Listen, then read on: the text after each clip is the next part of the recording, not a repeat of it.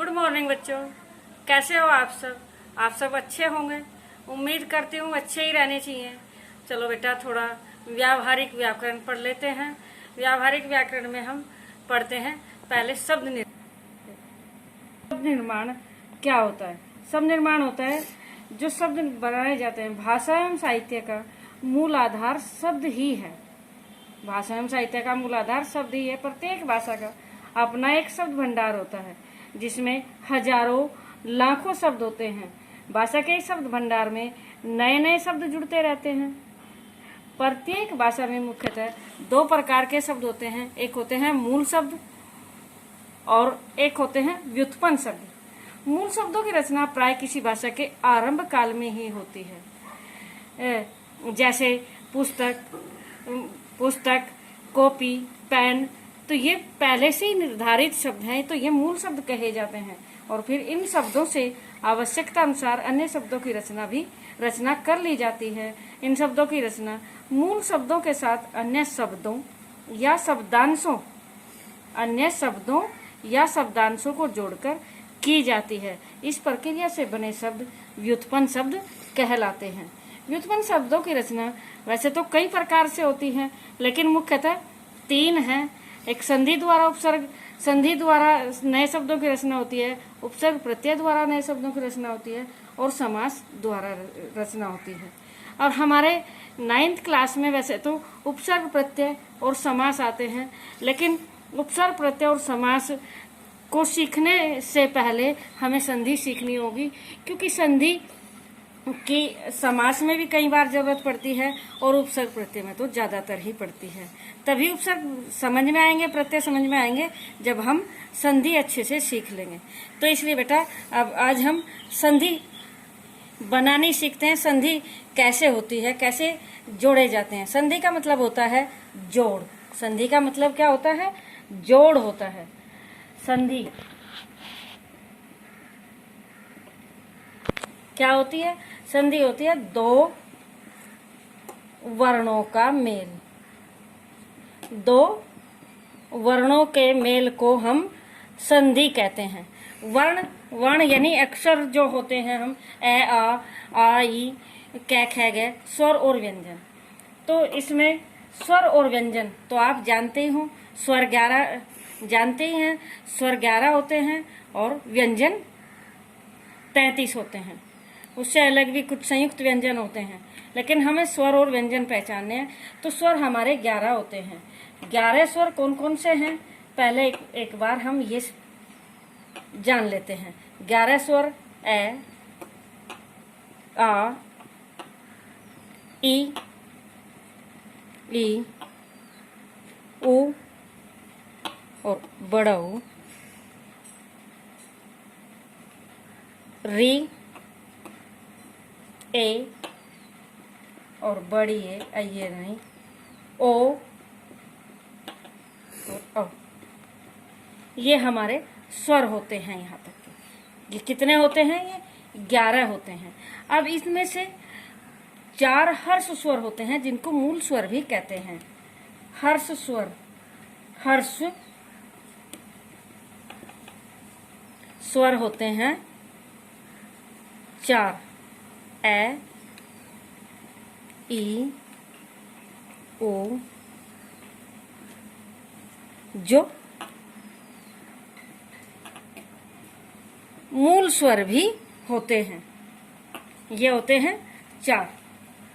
इनसे अलग ये और बचे जो 7, ये होते हैं दीर्घ स्वर। ये दीर्घ स्वर हुए क्या? आ, ई,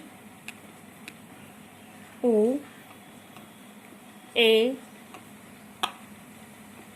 आई, ओ और औ।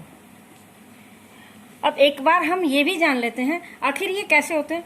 क्योंकि ए में ही आ की मात्रा लगाई तो आ दीर्घ स्वर हो गया। ई में ये लगा दिया ऊपर की मात्रा तो दीर्घ स्वर हो गया। ऊ में ये लगा दी मात्रा तो ये बड़ा ऊ हो गया। और ए और ई मिलाकर हो जाता है ए, और ए और ए मिलाकर अया हो जाता है, यानी ए हो जाता है, ए और ई ये मिलाकर ये हो जाता है, और इन्हीं से ओ और औ भी बनते हैं बाद में, इसलिए इनको दीर्घ स्वर कहा गया। और ये मूल स्वर यानी हर्ष स्वर 4 होते हैं। अब संधि, संधि वर्णों का मेल हुआ, स्वर हमने जान लिए, और क ख ग घ ये व्यंजन होते हैं। तो संधि के भेद कितने होते हैं? संधि के भेद होते हैं बेटा, संधि के 3 भेद होते हैं। पहला है स्वर संधि, स्वर संधि जिसमें यानी केवल स्वर आते हैं।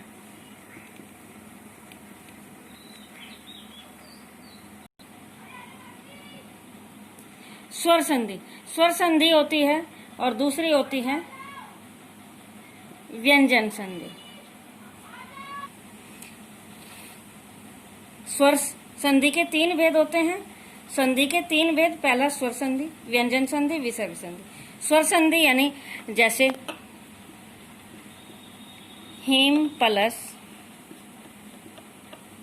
आल्य, इसमें ए है और आ दोनों स्वर हैं, स्वर जोड़कर हो गया ये हिमालय।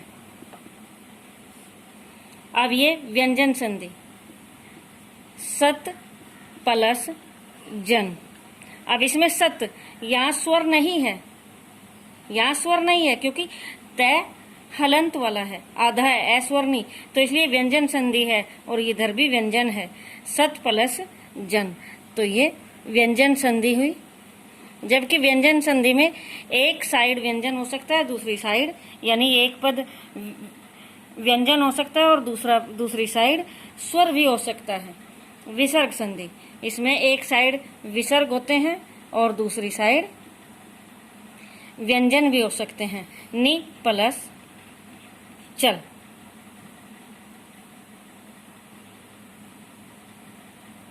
निश्चल,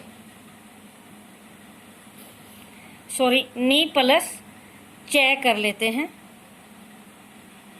निश्चय।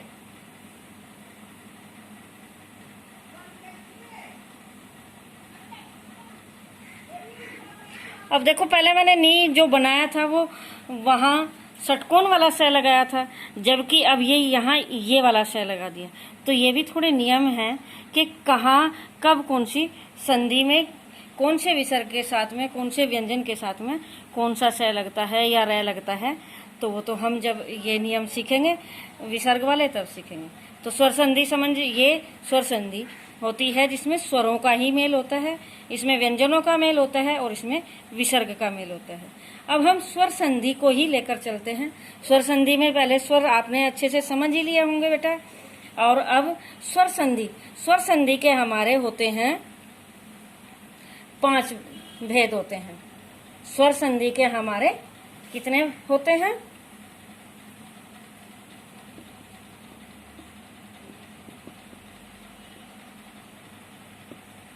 स्वर संधि के हमारे 5 भेद होते हैं। पहला दीर्घ संधि, दूसरा गुण संधि, तीसरा होता है हमारा, ये स्वर संधि के भेद हैं। तीसरा है हमारा वृद्धि संधि, और चौथा यण संधि, पांचवा अयादि संधि।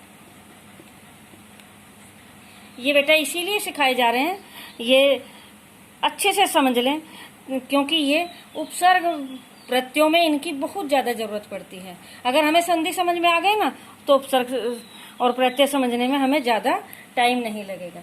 तो हम आज सीख लेते हैं दीर्घ संधि। दीर्घ संधि, दीर्घ यानी दीर्घ स्वर। तो दीर्घ संधि में जो आते हैं, जैसे एक समान, इनको एक समान से माने जाते हैं। ये एक होते हैं, ये एक होते हैं, और ये एक होते हैं। तो हम दीर्घ संधि का ही समझते हैं। तो यानी ए, इसका ये हम हटा ही देते हैं, क्योंकि केवल अब हम दीर्घ समझनी है हमें। तो आ प्लस आ मिलाने के बाद यानी इज इक्वल टू हो जाता है आ। जैसे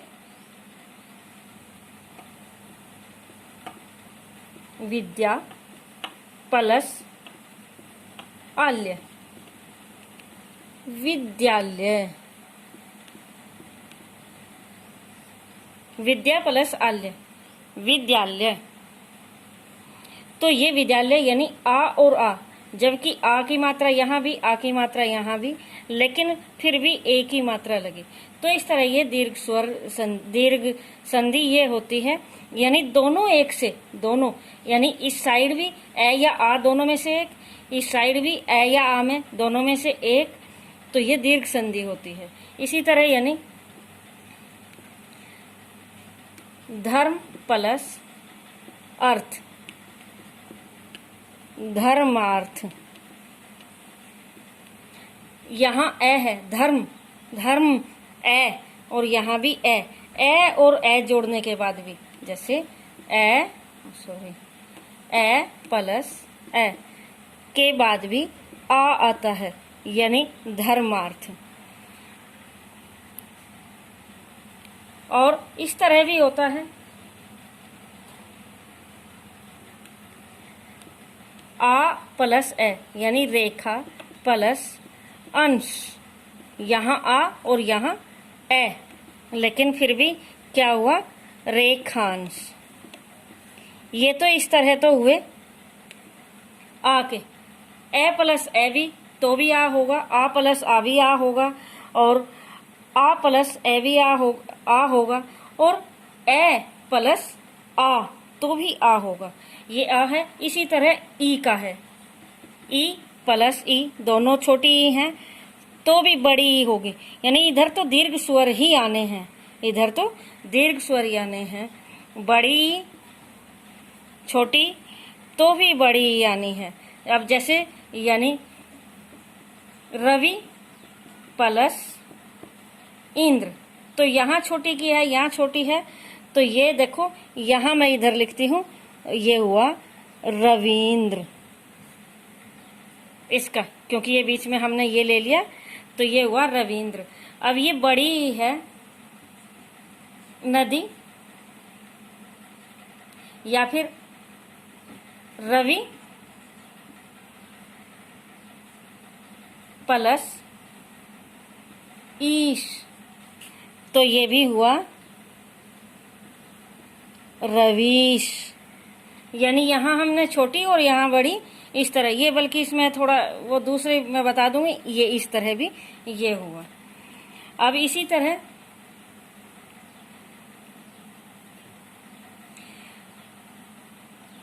छोटी हो या बड़ी हो, दोनों बड़ी हैं तो भी नदी प्लस ईश, दोनों बड़ी हैं, यानी दोनों एक जैसे स्वर आने, ये बताए हैं मैंने।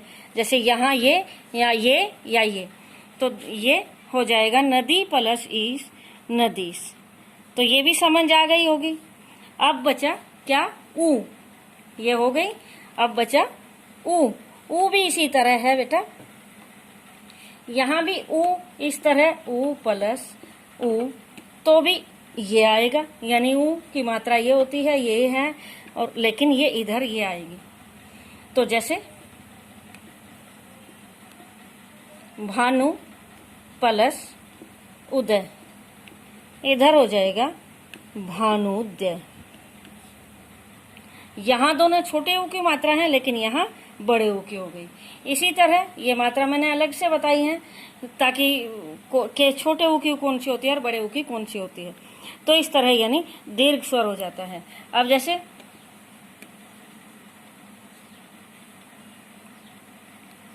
वधु